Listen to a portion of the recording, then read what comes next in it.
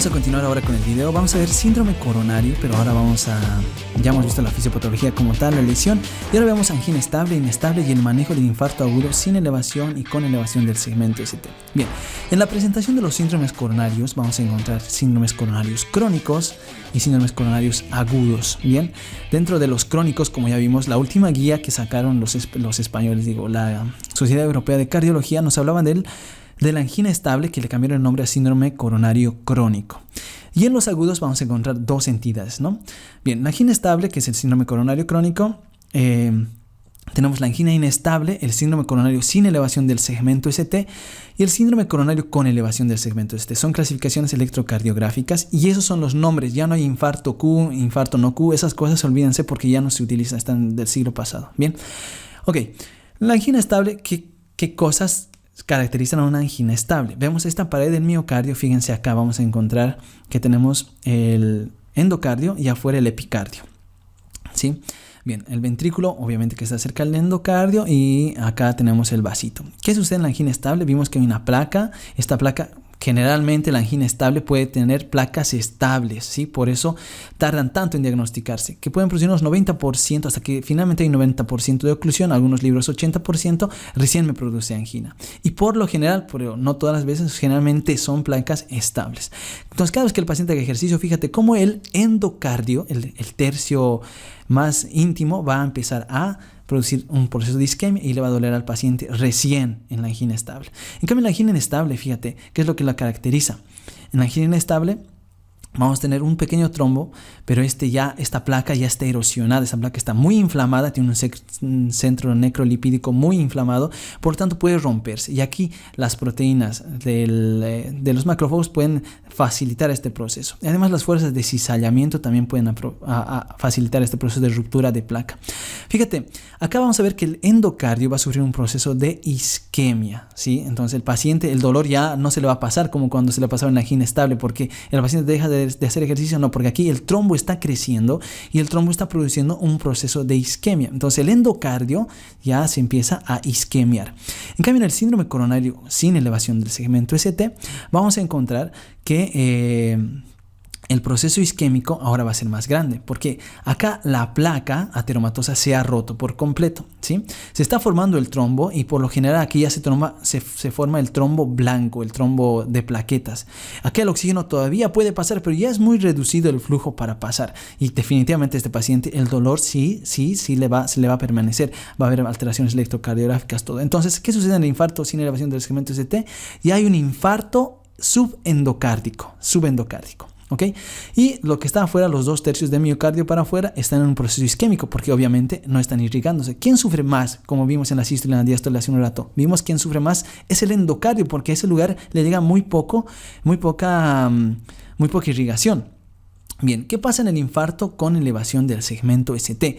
Acá es el infarto transmural, así se conoce. Toda la pared del miocardio está comprometida, toda la pared puede dañarse y este ya es un infarto subepicárdico o transmural, como quieran llamarlo, así lo van a encontrar en otros libros. Fíjate que el trombo, ya se ha formado un trombo de fibrina por la ruptura de la placa y en el 95% se trata de ruptura de placa. Acá lo que está pasando es lo siguiente. El subendocardio, el miocardio como tal, y ya casi llegando al epicardio, está completamente infartado. O sea, ya no hay sangre que llegue acá, porque vimos que el endocardio sufre primero, después el miocardio y finalmente el epicardio. Y el epicardio apenas está isquemiándose, pero prácticamente el infarto acá es transmural. Esto va a producir una disfunción, va a producir discinesia, aquinesia y va a empezar a sufrir un proceso de remodelado. Es importante eso que nos acordemos porque vamos a utilizar drogas para evitar el remodelado cardíaco. ¿Ok? Bueno, ahora bien, veamos qué manifestaciones clínicas nos van a traer estas presentaciones fisiopatológicas.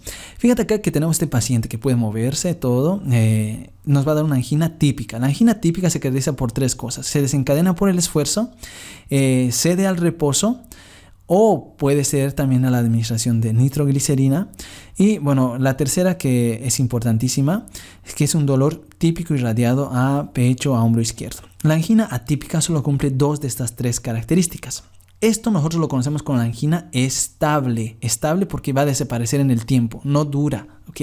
En cambio, la angina inestable, repito, es aquella que se va va a presentarse en el reposo, va a ser esa precordial que va a durar más de 20 minutos y es de inicio creciente, de aparición creciente, es progresiva. O sea, mientras más dura el tiempo, más le aumenta en la molestia al paciente. O sea, ¿a qué pacientes vamos a ver nosotros en la emergencia? Sobre todo a estos pacientes, porque los típicos, los estables, todavía pueden permanecer en su casa y van a ir a una consulta o vienen en emergencia, pero ya se le ha pasado la molestia. Entonces, de inicio reciente, en los últimos 2 meses o finalmente en las últimas horas. Encontramos acá algunos datos que son como equivalentes, ¿sí? Se llaman equivalentes anginosos, que pueden ser la disnea, el síncope, la insuficiencia cardíaca, de pronto un soplo que está apareciendo recién, que nos está diciendo que el paciente está empezando con un infarto. Y sobre todo vamos a encontrar esto en diabéticos, en ancianos, en mujeres. Entonces, vemos pacientes con estas características y hay que tener cuidado. No es mejor pecar por exceso. Nunca nos dejemos de hacer los estudios. Bien. Ahora fíjense, la correlación clínica. El infarto es transmural acá. ¿Qué quiere decir? Que ha atravesado todo el miocardio. Entonces, cuando atraviesa todo el miocardio, las alteraciones electrocardiográficas que pueden producirse son elevación del segmento ST, más de 1 milímetro, eso ya es diagnóstico. ¿Ok? Pueden presentarse también que es el bloqueo completo de rama izquierda, pero en la última guía que salió, puede ser diagnóstico, pero es mejor tomar esto como pronóstico, ¿sí? Si es un bloqueo completo de rama izquierda nuevo, quiere decir que el paciente tiene un peor pronóstico a la hora de tratar a este paciente. En cambio, en los síndromes coronarios sin elevación del segmento ST, vamos a encontrar alteraciones que no elevan el ST, que por ejemplo son infradesnivel del ST, y para hacer el diagnóstico es un infradesnivel mayor a 2 milímetros. Siempre recuérdense en derivaciones continuas, o sea, en derivaciones continuas, 2, 3 y ABF, B1, B3 y B4, o sea, siempre. Pero si solo en una derivación, tal vez probablemente no sea. Y fíjate qué otras alteraciones nos da los infartos agudos sin elevación del segmento ST.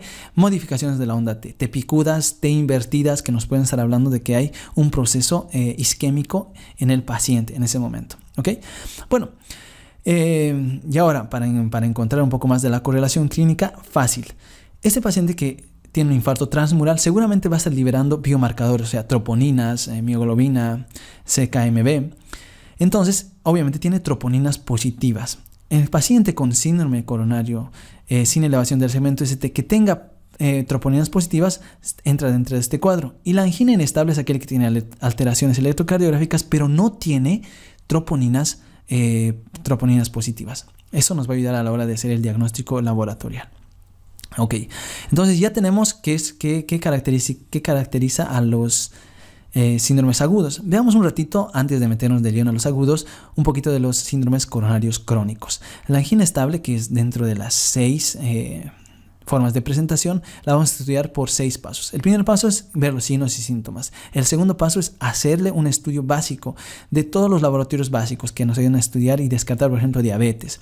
Hacerle un electro, y a veces estos pacientes ya presentan alteraciones electrocardiográficas antiguas. El paciente nunca se enteró que tiene un infarto y de pronto tiene un bloqueo completo de rama, ya tiene fibrilación auricular, etc. En el 3 vamos a ver las comorbilidades y otros signos y síntomas que nos digan que este paciente probablemente esté con una aterosclerosis crónica, porque la aterosclerosis generalmente nosotros la asociamos a las coronarias, pero están prácticamente en todos los vasos sanguíneos si es que el paciente tiene obviamente las coronarias, o sea, es un problema sistémico. Luego hacemos la probabilidad de pretest, que ya les expliqué cómo se hace en el video de resumen. Y bueno, en la probabilidad de pretest nosotros tenemos que seleccionar la prueba. Por lo general, acá en Latinoamérica preferimos seleccionar la ergometría, pese a que este ha pasado a ser de segunda línea, acá todavía se sigue usando. Bien, acá vamos a ver la probabilidad de pretest. Mientras sea arriba de 85%, hacemos angioplastía o bypass. Volvamos a los agudos. En los agudos, ¿cómo vamos a hacer el manejo del paciente? Este paciente obviamente está en reposo, no tiene que hacer actividad, porque cualquier actividad puede desencadenarle que se empeore el dolor, porque recuerden que vamos a utilizar que ese corazón empieza a latir más rápido, entonces rápidamente puede hacerse una isquemia. Y aquí hay una mnemotecnia para cuando el paciente llegue al servicio.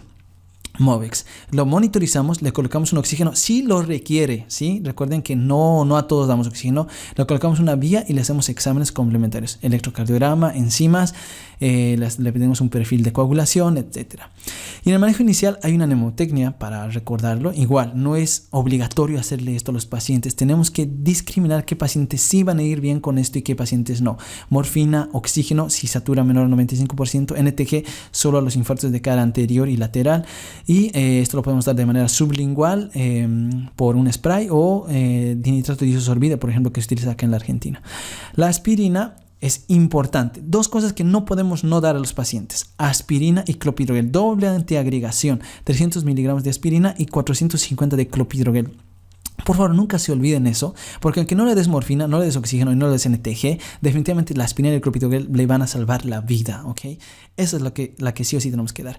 Aquí hay una mnemotecnia, se llama Monavchea en el resumen se los puse. De todas maneras, igual les voy a ayudar a recordar para ver qué fármacos tenemos que dar, o sea, pero no es una regla, no es una receta de cocina. Bien, si se trata del síndrome coronario con elevación del segmento ST, la primera opción de tratamiento en estos pacientes, ¿qué es? Ya tengo el diagnóstico con el electro, está en ST, es hacer una angioplastía coronaria transpercutánea. Bien, ¿en qué consiste esta angioplastía? Tenemos esta arteria que obviamente estaba tapada, ingresamos con un catéter, este catéter tiene un balón y en el balón tiene esta pequeña red. Esta pequeña red, ¿qué hace? Cuando yo abro el balón, hace que la red se abra y por lo tanto me comprime el coágulo, hace que se distienda la coronaria y por lo tanto perfundo eso, ¿ok? Y eso se llama colocación de stent. La segunda opción es hacer la fibrinolisis. En la fibrinolisis tenemos el coágulo acá que se está formando y damos fibrinolíticos que faciliten la degradación de este coágulo. Bien, ¿en cuánto tiempo tengo que hacer la primera opción? ¿Por qué se llama primera opción? En 90 minutos tengo que ya colocar el stent al paciente. En cambio, la segunda opción, si no puedo llegar en las 2 horas a hacerle una angioplastía, sí o sí le hago la fibrinolisis en menos de 30 minutos. Después al paciente sí o sí tengo que llevarlo a un lugar donde le hagan una angioplastía para ver si es que la fibrinolisis ha funcionado. O sea, finalmente le vas a seguir haciendo una coronariografía a ambos pacientes. Bien. ¿Debo anticoagular? Sí, porque aparte de la aspirina y el clopidogrel, otro fármaco que ha demostrado la mejor sobrevida de los pacientes es la anticoagulación. Le doy heparina en la primera opción y en la segunda opción voy a preferir dar enoxaparina. Fármacos que utilizo en la fibrinolisis: estreptoquinasa, alteplasa, rateplasa. Contraindicaciones, obviamente que sí, chicos, tengo que saber a qué pacientes le voy a dar y a qué pacientes no le voy a dar. Hay una tablita que, bueno, se las comparto en el resumen, todo está en el resumen para que puedan descargárselo, ¿ok? Bueno, entonces a este paciente lo voy a anticoagular con enoxaparina. Por favor, detén el video y responde, ¿sí? Esto se preguntó en el 2014 en Brasil. Fíjate, la respuesta era justamente: tengo que evitar que el paciente entre en nuevamente una reestenosis del stent. Entonces, los stents a veces ya vienen con liberador de fármaco, o tengo que también asociar, o sea, también al que tiene liberador de fármaco, tengo que asociar antiagregantes ácido salicílico, clopidogrel de por vida. Bueno, acá está incompleto, ¿no? Bien. Manejo definitivo en la angina inestable y en el síndrome coronario sin elevación del segmento ST. ¿Qué pasa en estos pacientes? En estos pacientes, primero que no tiene un infarto claro como con el segmento ST, sí que es claro y tenemos que actuar rápido. Pero igual pueden terminar muriendo, así que no hay que perder de vista a estos pacientes. Rectificamos el riesgo, hacemos en estos pacientes 2 scores, el TIM y el GRACE. Aunque sea hagas el TIM o el GRACE, cualquiera de los dos se puede hacer y te van a decir que este paciente probablemente tenga que reperfundirse rápidamente o no. Bien, entonces me va a dar pacientes de alto riesgo. En los pacientes de alto riesgo, lo que hago yo es manejarlos, sigue como al inicio, manteniendo la antiagregación, ¿sí? Porque eso ha demostrado salvar la vida de los pacientes, o sea, aspirina, clopidogrel, le sigo dando. Le tengo que dar anticoagulación. Fíjate que en el síndrome coronario con elevación habíamos anticoagulado con heparina y enoxaparina, dependiendo de la opción, ¿sí? Entonces, generalmente a nuestros pacientes le damos heparina no fraccionada, ¿ok? En los de alto riesgo, porque probablemente le sometamos a un stent. Le abrimos la arteria, sí, si es que es necesario, porque eso demostró que a los pacientes sí les salva la vida. Y puedo comenzar en estos pacientes de síndrome coronario sin elevación beta bloqueantes, ¿ok? Y además de eso puedo darles antagonistas del sistema de renin-angiotensina-aldosterona, porque habíamos visto que esos pacientes, que estas enzimas facilitan la remodelación cardíaca. Bien, otro fármaco que demostró la sobrevida son las estatinas. Le comienzo a dosis altas estatinas, rosuvastatina de inicio o atorvastatina, y para evitar que ese trombo siga formándose, o sea, estabiliza la placa. No debo dar fibrinolíticos, chicos, eso recuérdense, porque los fibrinolíticos terminan matando al paciente en estos cuadros. Bien, los de bajo o intermedio riesgo debo manejarlos así. Les voy a mantener en observación, les voy a hacer un electrocardiograma seriado y los biomarcadores, le hago una curva de biomarcadores. Si en algún momento el electrocardiograma nos da otros datos, entonces progresa a ser alto riesgo. O si aparecen los biomarcadores, entonces progresa a ser de alto riesgo y le hago el stent, le hago la angioplastía. Si no, entonces puedo hacer en estos pacientes un ecoestrés o puedo hacer una gammagrafía o ya una prueba diagnóstica por imagen y finalmente pasarle a una prueba ya controlada, una coronariografía programada. Bien, en nuestros pacientes ahora del síndrome coronario crónico, puedo hacer lo mismo, colocar un stent, puedo colocar o puedo hacer una cirugía de bypass, ¿ok? Bueno, ¿qué fármacos son importantes en el síndrome coronario crónico? Los nitratos, los beta bloqueantes, fíjense cómo se repiten ambos, los antagonistas de calcio, los YECAS, beta bloqueantes, YECAS y ARA, antiagregantes, han demostrado mejor sobrevida del paciente. Además, que este paciente le puedo dar estatinas, que igual va a ser una droga que va a ayudar para que este paciente vaya bien, ¿ok? Bueno, por favor, detén el video y responde. Esto se preguntó el 2018 en el MIR. Fíjate, nos da el electrocardiograma, prácticamente nos da el diagnóstico en base al antecedente. Este paciente tiene un infarto anterior extenso. Recordemos que cuando tenemos ya un infarto, esa zona ha quedado como una zona con secuelas, o sea, es una zona arritmogénica, es un corazón insuficiente. Por lo tanto, si es arritmogénico, definitivamente puede desencadenar cualquier arritmia. En este caso, desencadenó, para que se vayan grabando la imagen, es una taquicardia ventricular, es una complicación de los infartos agudos de miocardio. Y miren, y pueden ser precoz, que es lo más frecuente, pero también pueden ser tardías. Vamos ahora a la evolución. Habíamos visto justamente algunos trastornos agudos. ¿Qué sucede con el corazón y el electrocardiograma en el proceso de inicio a las 12 horas? En el cuadro hiperagudo va a haber una elevación del segmento ST y una onda T positiva. Este proceso de infarto, fíjate que ya ha tomado todo, totalmente es transmural, es toda la pared del miocardio. ¿Ok? Eso me da la manifestación clínica de supradesnivel del segmento ST y la onda T. De las 12 a las 24 horas lo que voy a encontrar acá es ya una necrosis de coagulación. Pregunta de examen. ¿Cuál es el tipo de necrosis que se produce en el infarto? Necrosis de coagulación. Justo lo que decíamos hace un rato. ¿Qué tipo de necrosis caracteriza al infarto agudo de miocardio? Ya no la pueden pelar. Bueno. Entonces esta necrosis de coagulación me va a dar un centro necrótico y obviamente un centro debilitado, por lo tanto un centro fácil de romperse. Y esto me va a seguir manteniendo desde las 12 a las 24 horas un segmento de ST alto, pero ¿quién aparece aquí? La onda Q patológica. O sea, si hay onda Q, definitivamente ya hay infarto, ya es antiguo eso, entonces no hay mucho más que hacer que solamente medidas paliativas para evitarla. Luego tenemos la fibrosis y finalmente la fibrosis es un proceso donde va finalmente a aparecerse la onda Q, la onda T puede ser positiva o negativa, pero se va a mantener en ese aspecto, ¿ok? Bueno, luego vamos a encontrar, fíjense, qué sucede en el corazón. En el proceso agudo y en el proceso crónico pueden producirse debilidad de la pared, obviamente ya está necrosado con fibrosis, o en el proceso agudo tiene una necrosis de coagulación, entonces pueden formarse aneurismas, puede romperse esto, nos puede dar ruptura interventricular, del septo interventricular, nos pueden formar pseudoaneurismas y esto se convierte en insuficiencia cardíaca. Bien, ¿qué pasa después de la primera semana? Ya al mes nosotros vamos a encontrar una onda Q patológica. Cuando tú veas una onda Q, seguramente este paciente ya tuvo un infarto. Sí, muchas veces no se dan cuenta, pero a veces ya tiene el antecedente de que le colocaron stent y ya había un infarto ahí. Ok, bueno, entonces onda Q quiere decir infarto antiguo. ¿Listo? En resumen. Por favor, detén el video y responde.